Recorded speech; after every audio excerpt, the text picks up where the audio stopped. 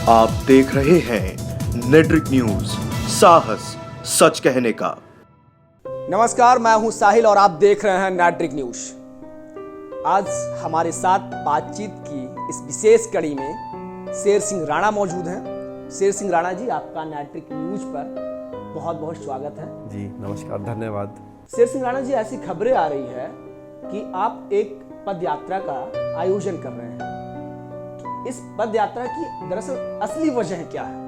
ये सच है बात कि एक पद यात्रा का जो नेतृत्व है मैं करने जा रहा हूँ 16 तारीख से, इस महीने की सितंबर की 16 तारीख से सहारनपुर से हम इस पद यात्रा की शुरुआत करेंगे जो आगरा तक जाएगी और 5 लाख युवाओं को हम इस पद यात्रा में जोड़ेंगे। यात्रा करने का जो उद्देश्य है वो ये है कि अभी पीछे केंद्र सरकार एक SC/ST को लेकर एक अध्यादेश लेकर आई है सुप्रीम कोर्ट के ऑर्डर के खिलाफ जाकर। सुप्रीम कोर्ट का ये कहना था कि बिना जांच के किसी को भी SC/ST में जो है गिरफ्तार ना किया जाए, अगर आरोप सही पाया जाए तो गिरफ्तार किया जाए। तो अब जो नया अध्यादेश है उसके तहत अगर किसी ने भी किसी के भी खिलाफ जो है रिपोर्ट दर्ज करवा दी SC/ST वाले ने, तो उसमें तुरंत गिरफ्तार किया जाएगा बिना जांच के, और 6 महीने तक उसको जो है ज़मानत का भी इसमें प्रावधान नहीं है। और इसमें मुख्य बात ये भी है कि देश की जो 80% जनसंख्या है वो इस SC/ST कानून के दायरे में आ जाती है।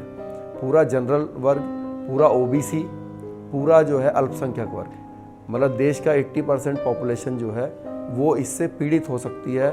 क्योंकि ये बात भी बहुत बार देखने में आई है कि जो SC/ST वाले भाई हैं हमारे, वो इसका दुरुपयोग करते हैं। अभी पीछे जो है नोएडा के अंदर ही एक लेफ्टिनेंट चौहान थे, लेफ्टिनेंट कर्नल चौहान 80 साल के बुजुर्ग थे, उनके ऊपर एक ADM रैंक के आदमी ने झूठा मुकदमा दर्ज करवाया SC/ST का।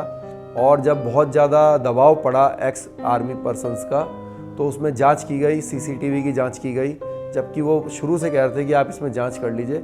लेकिन नया अध्यादेश के तहत जो है कोई जांच का प्रावधान नहीं था, तो उनको तुरंत जेल में डाल दिया गया था। लेकिन जब बहुत दबाव पड़ा, जाँच की, तो मालूम पड़ा कि पूरी गलती जो है ADM और उनके फैमिली की थी। बाद में उनका जो कर्नल साहब थे उनको ज़मानत दी गई कोर्ट से, और उसको जो है सस्पेंड किया गया। जो ADM था उसके गनर को अरेस्ट किया गया। अभी भी जो है सस्पेंशन प्लस उनके अरेस्टिंग वारंट निकले हुए हैं, उनके वाइफ के भी निकले हुए हैं। तो जब इतना उच्च अधिकारी जो है वो SC/ST कानून का दुरुपयोग कर रहा है, तो आप समझिए कि निचले तबके में इसका क्या परिणाम होगा। इसके बहुत भयानक परिणाम मैं बताता हूँ आने वाले हैं। बल्कि ऐसा भी सुनने को आ रहा है कि कई लोग इसको जो है एक बिजनेस की तरह यूज़ करते हैं कि झूठा मुकदमा दर्ज करवा दिया। क्योंकि इसमें यह भी एक प्रावधान है कि जो भी आदमी मुकदमा दर्ज करवाएगा SC/ST का, उसको जो है सरकार पैसे भी देगी। तो जब किसी इंसान को मुकदमा दर्ज करवाने के बाद जो है सरकार पैसे देगी, और उसको मालूम है कि जब मैं मुकदमा दर्ज करा दूंगा किसी के ऊपर, तो वो भी मेरे को समझौते के तहत जो है पैसे देगा। तो लोग जो है अलीगढ़ में एक बहुत बड़ा रैकेट इस तरह का पकड़ा भी गया था पीछे। तो हमारा बस यही कहना है कि आप SC/ST कानून रखिए, उससे हमें कोई प्रॉब्लम नहीं है। सिर्फ उसमें जो सुप्रीम कोर्ट ने कहा था कि बिना जांच के गिरफ्तारी करना ठीक नहीं है। आतंकवादी हैं, 302 मर्डर के केस हैं, उस तक में जो है पुलिस जांच करती है। जिस इंसान को अपने पुलिस के ऊपर, अपनी सुप्रीम कोर्ट के ऊपर विश्वास नहीं है, तो ऐसा राज्य या ऐसा राजा जो है, आप समझिए देश के लिए कोई अच्छी बात नहीं है। और हम इसमें सुप्रीम कोर्ट के साथ हैं पूरे, और ये पदयात्रा का उद्देश्य भी यही है कि सुप्रीम कोर्ट का जो ऑर्डर था उसको बहाल किया जाए। इसमें एक अहम बात है सर कि जैसे SC/ST एक्ट जो है उसमें एक नई बात आपने बताया कि उसमें पैसे मिलेंगे, और ये विवादित पहलू भी है। दूसरी बात ये कि भारत की जो सरकार है वो चुनी हुई सरकार है। नरेंद्र मोदी जी उनके चुने हुए के प्रधानमंत्री हैं, और किसी भी फैसले को सुप्रीम कोर्ट ऑर्डर करती है तो सरकार एक विधेयक लेकर के आती है। तो क्या आप नरेंद्र मोदी जी के चुने हुए जो सरकार है, नरेंद्र मोदी जी चुने हुए सरकार हैं, तो क्या आप उनका विरोध करते हैं? उसको चुना किसने है? उसको चुना है देश की जनता ने जी, ठीक है। उसको कोई भी सरकार को देश की जनता चुनकर बनाती है। अब कुछ उसमें फैसले होते हैं जो देश के जो जनता है उसके पक्ष में होते हैं, कुछ उसके विपक्ष में होते हैं। तो इस डेमोक्रेसी की जो खूबसूरती है वो भी यही है कि हर इंसान को यहाँ पर अपनी बात को रखने का पीसफुली हक है।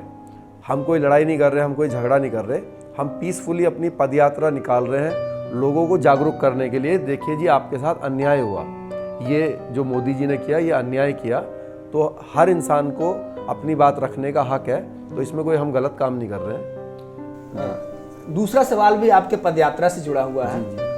सामने 2019 का चुनावी साल है, इसके पीछे शेर सिंह राणा जी का कोई सियासी मकसद लगता है? देखिए, ये तो क्या है कि शायद दुनिया में अगर ये क्वेश्चन आप किसी और से पूछते तो वो जो आंसर देता उसके ऊपर पूरी तरह से विश्वास शायद ना किया जाता जी। लेकिन मैं आपको बता दूं, मैं जो हूं लाइफ कन्विक्ट हूं और अकॉर्डिंग टू लॉ मैं चुनाव लड़ ही नहीं सकता हूं। तो इस चीज़ के अंदर कोई चुनावी खेल है या चुनावी बात है, ये तो प्रैक्टिकली और अकॉर्डिंग टू लॉ पॉसिबल ही नहीं है जी। तो इसलिए मैंने ये जो शब्द कहे हैं जी। इस पर आपको विश्वास करना पड़ेगा। हाँ, लेकिन हम समाज के अपने दूसरे लोगों को आगे बढ़ा सकते हैं, चुनाव लड़वा सकते हैं जी। तो इसमें कोई हर्ज नहीं है। लेकिन मैं खुद अपना, ना तो मेरा चुनाव लड़ने का कोई इच्छा है, मतलब अप्रोक्ष इंटरेस्ट है सर, हिडन इंटरेस्ट नहीं, हिडन इंटरेस्ट नहीं है। देखिए क्या होता है, आपने एक चीज़ की डिमांड करी, भाई ऐसा होना चाहिए, तो अब जब ऐसा होना चाहिए, जो मान लीजिए लाखों लोगों की इच्छा है कि भाई ऐसा होना चाहिए, आपने कहा कि वो देश की चुनी हुई सरकार है जी। तो अगर वो सरकार आपके अकॉर्डिंगली जो आपकी इच्छाएं हैं, सब देश में हर इंसान की इच्छाएं हैं जी। तो अगर वैसी इच्छा वो पूर्ति नहीं करती है सरकार, तो फिर आप अपने हिसाब से सरकार को लेकर आएंगे। कुछ लोग जो इंडिविजुअल पर्सन्स हैं वो अपने वोट को चेंज करते हैं, भाई हर इंसान एक वोट देता है। कुछ लोग ऐसे हैं जो अपनी अकेले की वोट देने की ताकत रखते हैं। कुछ लोग इंसान ऐसे हैं कि वो अपने पूरे फैमिली को कंट्रोल कर सकते हैं। उनके घर के लोग जो हैं एक बंदे के कहने के अनुसार किसी भी पार्टी को वोट दे देते हैं। कुछ लोग समाज में ऐसे हैं जिनकी पूरा गांव बात मानता है, कुछ लोग ऐसे हैं कि उनका पूरा जिला बात मानता है, और कुछ लोग ऐसे होते हैं जिनका बहुत बड़ा वर्ग, करोड़ों लोग उनकी बात को सुनते हैं। तो अगर मान लीजिए किसी का दिमाग जो है सही करना हो राजनीति के थ्रू, तो इसमें भी कोई, मैं समझता हूँ कि कोई ख़राब बात नहीं है। अच्छे इंसानों को आगे बढ़ाने की कोशिश हमेशा सबको करनी चाहिए। एक दलित संगठन है जिसका नाम है भीम आर्मी। सहारनपुर के एक युवक दीपक ने कहा कि शेर सिंह राणा अगर सहारनपुर आते हैं तो हम उनको प्रवेश नहीं करने देंगे। क्या शेर सिंह राणा इस चुनौती को स्वीकार करेंगे? नहीं, ये कोई चुनौती नहीं है। देखिए क्या है, मैंने आपसे पहले ही कहा ना, ये एक डेमोक्रेसी है, डेमोक्रेटिक कंट्री है।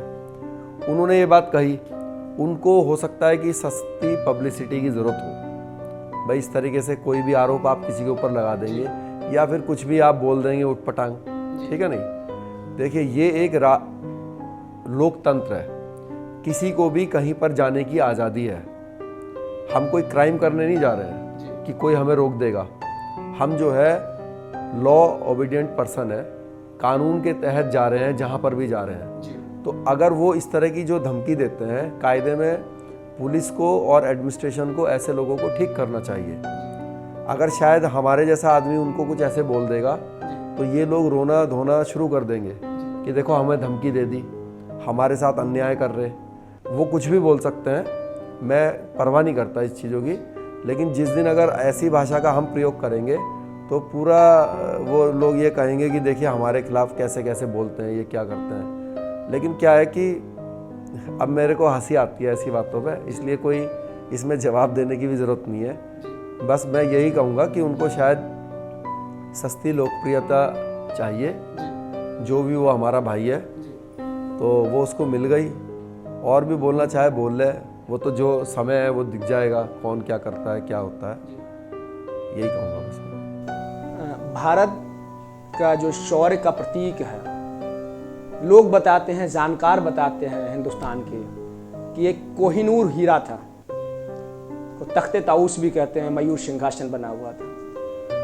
वो एक जगह से दूसरी जगह अदला बदली होते हुए महारानी के पास पहुंचा, लंदन। करेक्ट है। तो क्या शेर सिंह राणा उस तख्ते ताऊस कोहिनूर को भी लेकर के आएंगे जो भारत का मान सम्मान का प्रतीक है? देखिए क्या है, उसको भी लेके आना चाहिए जी। ऐसा मेरा मानना है। जो भी ऐसी चीज़ें हैं हमारे देश की जिनसे लोगों की भावनाएं जुड़ी हुई हैं। जी चाहे वो कोहिनूर हीरा हो, चाहे वो सुभाष चंद्र बोस जी की समाधि हो, चाहे वो बहादुर शाह जफर की समाधि हो, जिन चीज़ों से लोगों की भावनाएं जुड़ी हुई हैं उन चीज़ों को वापस लाना चाहिए। लेकिन वापस लाने के अलग अलग रास्ते होते हैं। अब जो मेरा रास्ता रहेगा वो जो एक लीगल वे होता है उसके थ्रू रहेगा, क्योंकि इसका रीज़न भी है।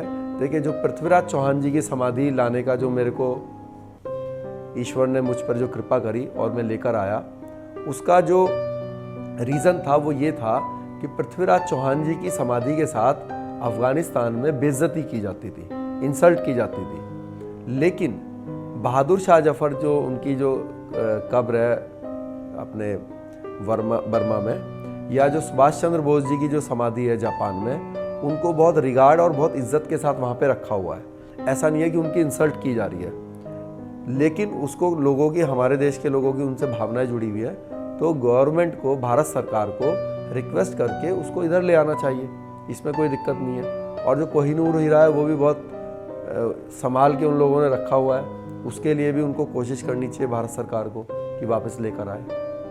लेकिन उसमें अर्जेंसी इसलिए थी, वरना इसको भी चोरी करके लाना पड़ता अगर वहाँ पे इन चीज़ों की इंसल्ट हो रही होती। लेकिन क्योंकि इंसल्ट नहीं हो रही तो हम लीगल वे में, जो लीगल तरीका है, जो हमारी सरकार है, अगर ये सरकारें नहीं लेकर आती जो पिछली सरकारें गई, तो आगे इनको भी, इन बातों को भी हम मुद्दा बनाएंगे जीवन में, और जो भी हमारी उस बात को मानेगा उस सरकार को जिताएंगे और वो लेकर आएगी।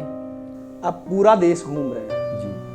आपको लगता है कि जो हिंदुत्व की परिभाषा है, परिधि है, उसमें कुछ बदलाव आए हैं, या फिर हिंदुत्व के अंदर जो जातियां हैं उनके बीच जो है आपसी संघर्ष बढ़ रहा है? तो इस पर क्या सोचते हैं?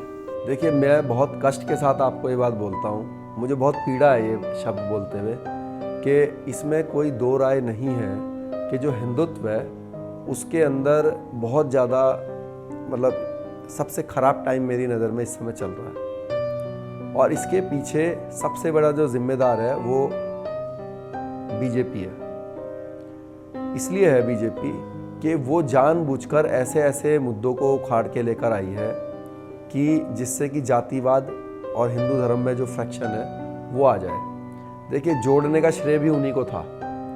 राम मंदिर के नाम पर हिंदू और हिंदुत्व की लहर चली थी, और क्योंकि राम मंदिर का सपना हिंदुओं का पूरा नहीं हुआ, जो इन्होंने वादा किया था सरकार ने कि भाई जिस वादे पर जो है सरकार बनी थी वो आज तक पूरा नहीं हुआ, और हिंदुओं के अंदर अब डिवीज़न कर दिया मोदी जी ने SC ST का अध्यादेश लाकर, आरक्षण में प्रमोशन लाकर। एक बात और भी मैं बता देता हूँ कि बहुत ही इस देश की अजीब ही बात है, मेरे आज तक ये समझ में नहीं आई। लोग बोलते हैं कि भाई आप खुलेआम जातिवाद नहीं बोल सकते, लेकिन हिंदुस्तान के अंदर एक भी ऐसा सरकारी फॉर्म दिखा दो मेरे को, सरकारी फॉर्म, चाहे किसी स्कूल का हो, कॉलेज का हो, नौकरी का हो, किसी भी चीज़ का फॉर्म हो, कहीं पर भी सरकारी विभाग में आप चले जाओ, अगर वहाँ पे सरकार ने ना लिखा हुआ हो जाति, आपसे खुद ही वो लिखवाती है आपकी कौन सी जाति है।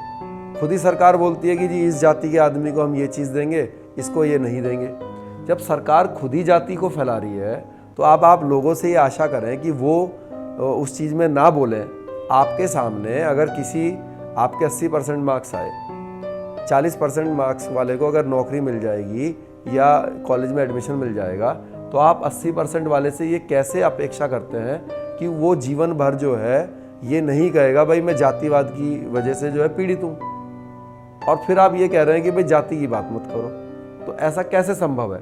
मैं तो ये चाहता हूँ कि आप जातिवाद को ख़त्म कर दीजिए। मैं खुद इस चीज़ के खिलाफ हूँ, जाति के खिलाफ हूँ। मेरी नज़र में तो आप टाइटल सरकारी फॉर्म से ये जाति का चक्कर ख़त्म कर दो, सीधा हर एक के नाम के पीछे जो है आप हिंदुस्तानी या हिंदू अपने देश का नाम लगाएं। मेरा नाम शेर सिंह राणा है, मैं शेर सिंह हिंदुस्तानी लगा दूंगा, सारे एक समान हो जाएंगे। ठीक है नहीं? सबका हर चीज़ ख़त्म करो आप। जो आदमी, सिर्फ एक चीज़ आप कर दीजिए, जो आदमी गरीब है उसको आप आगे बढ़ाइए। ऐसा मेरा मानना है। गवर्नमेंट का उद्देश्य भी यही होता है कि जो भी समाज का गरीब तबका है उसको सरकार जो है थोड़ा सा सपोर्ट करके ऊपर उठाए।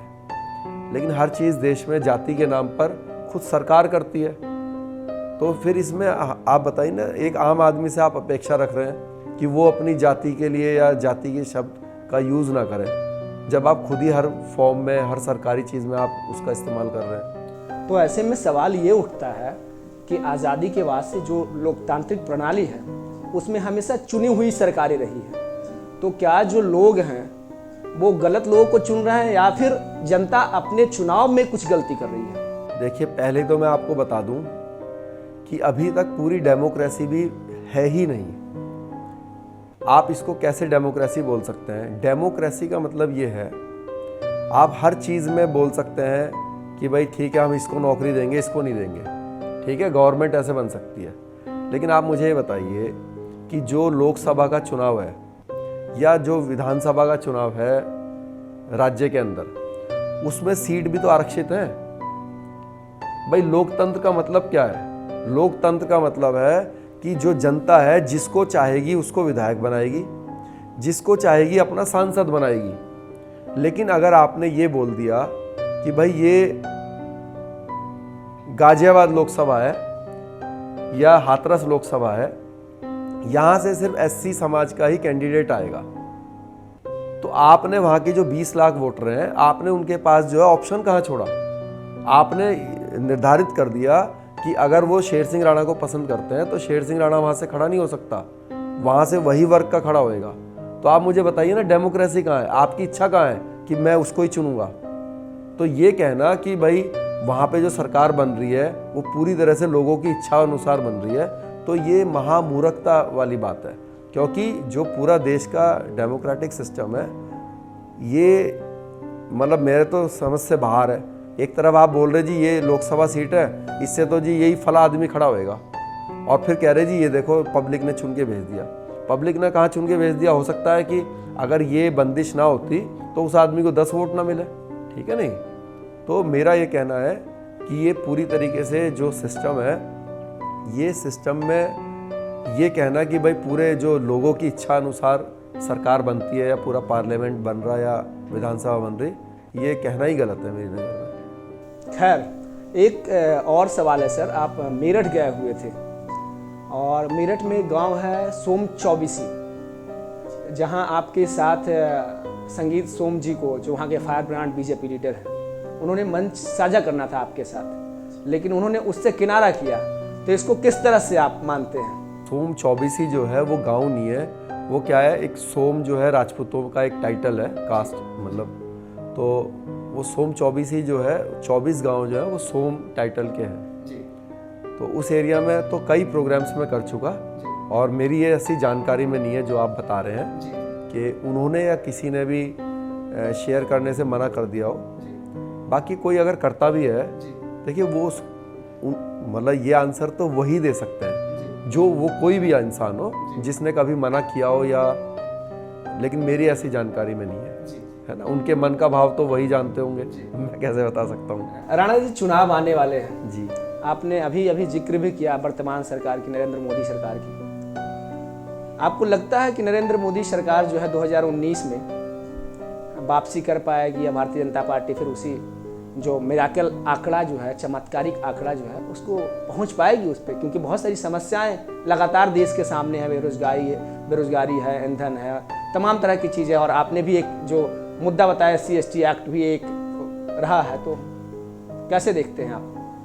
देखिए, मेरे समझ में नहीं आ रहा कि मैं सच बोल दूं या थोड़ा ऐसे ही सिर्फ टाइम पास करूं, लेकिन मेरे को झूठ निकालने के लिए बड़ी कष्ट होता है दिल से जी। मैं इसमें एकदम स्पष्ट आपको आंसर दूंगा, बहुत लंबा चौड़ा करके नहीं दूंगा, और ये शब्द आप मेरे याद रखिएगा। अगर मोदी जी ने या बीजेपी ने ये जो 2019 से का जो अभी चुनाव है उससे पहले अगर राम मंदिर की अयोध्या में ईंट रख दी बनाने के लिए, सिर्फ बतौलेबाजी नहीं, सिर्फ बातें नहीं, इतने सालों से बातें ही कर रहे हैं, अगर वहाँ पे ले जाके ईंट रख दी, तब तो फुल मेजॉरिटी से गवर्नमेंट आएगी। फिर कोई मुद्दा या कोई बात किसी की चल नहीं पाएगी, क्योंकि वो बहुत बड़ी बात है। अगर ऐसा नहीं किया तो मोदी जी का हाल जो है, जो प्रधानमंत्री थे, पूर्व प्रधानमंत्री वीपी सिंह जी जैसा होगा। ये मैं आज आपसे बता रहा हूँ, इसको आप देख लेना। बहुत बहुत शुक्रिया सर, आपने काफ़ी कीमती वक्त नेट्रिक न्यूज़ को दिया। बहुत बहुत धन्यवाद।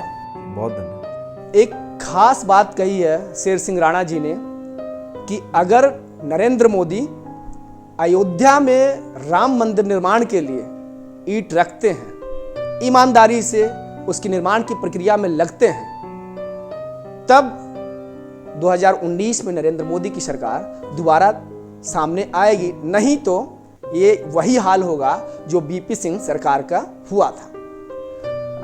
हम ऐसे ही तमाम राजनीतिक, सामाजिक, सियासी कद के नेताओं से बातचीत करते रहेंगे। आप हमें हौसला दीजिए, हम लगातार आपसे मुखातिब होते रहेंगे। हमें देखने के लिए बहुत बहुत शुक्रिया। नमस्कार। हमारे साथ जुड़े रहने के लिए हमारे YouTube चैनल को सब्सक्राइब करें, साथ ही बेल आइकन को दबाएं। नेट्रिक न्यूज़ की खबरें सबसे पहले देखने के लिए।